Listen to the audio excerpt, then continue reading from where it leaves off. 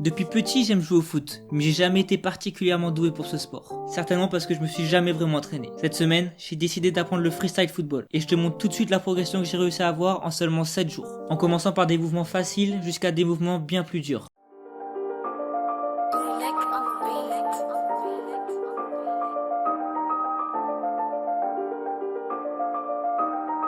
Le premier mouvement que j'ai voulu apprendre, c'est le slap. C'est le plus facile d'entre tous, même si je t'avoue qu'il m'a quand même fait un peu galérer. Ah, c'est trop dur.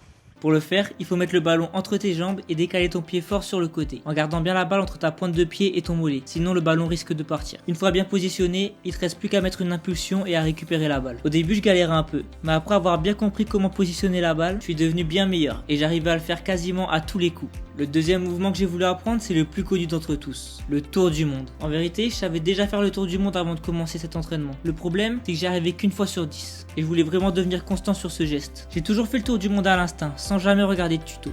Mais pour m'améliorer le plus vite possible, j'ai décidé de le faire cette fois-ci, et j'ai découvert le secret. Ce secret, c'est le troisième orteil.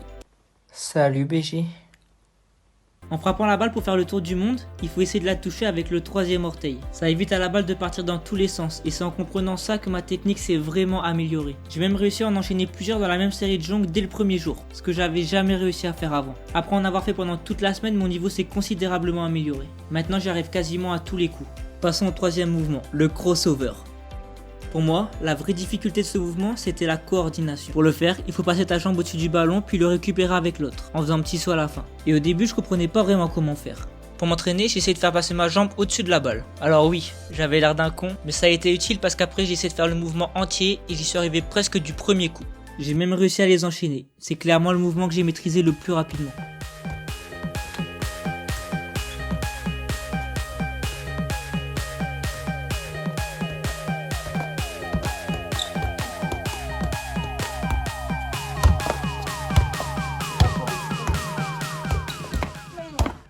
On a souvent tendance à oublier que le freestyle football c'est pas que les pieds, c'est aussi le haut du corps. C'est pour ça que j'ai décidé d'apprendre un quatrième mouvement, le neck stall, ou en français le blocage nuque. Et comme son nom l'indique, le but du mouvement c'est de bloquer la balle sur ta nuque. Pour y arriver, il faut que le dos soit le plus à l'horizontale possible.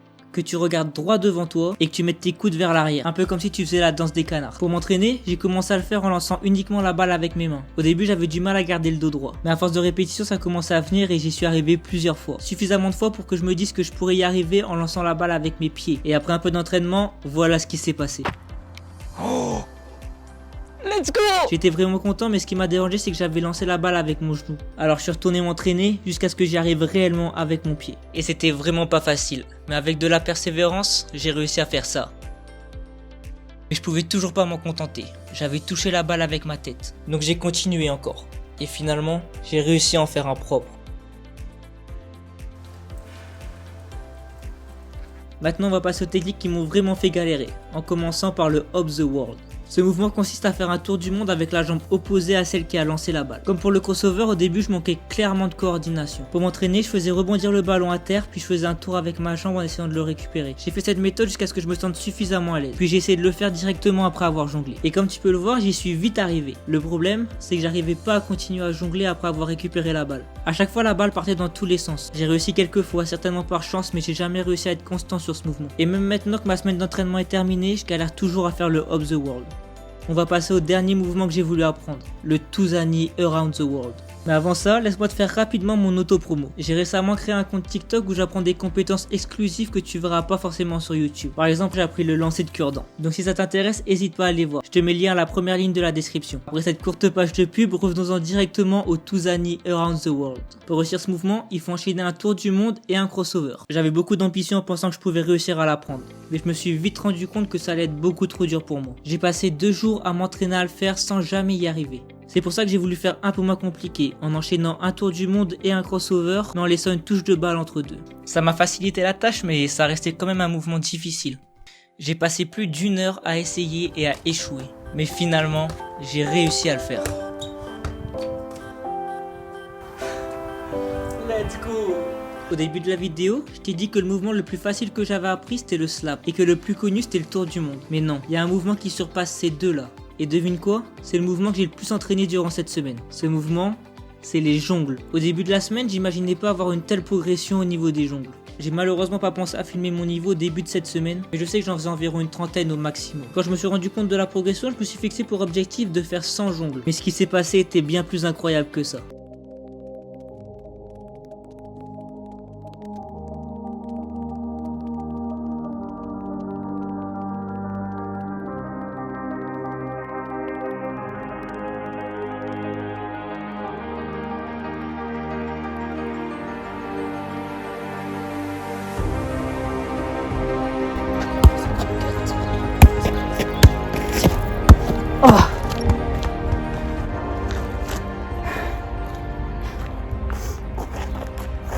Je me suis dit je vais essayer. Et du premier coup j'en ai fait 156.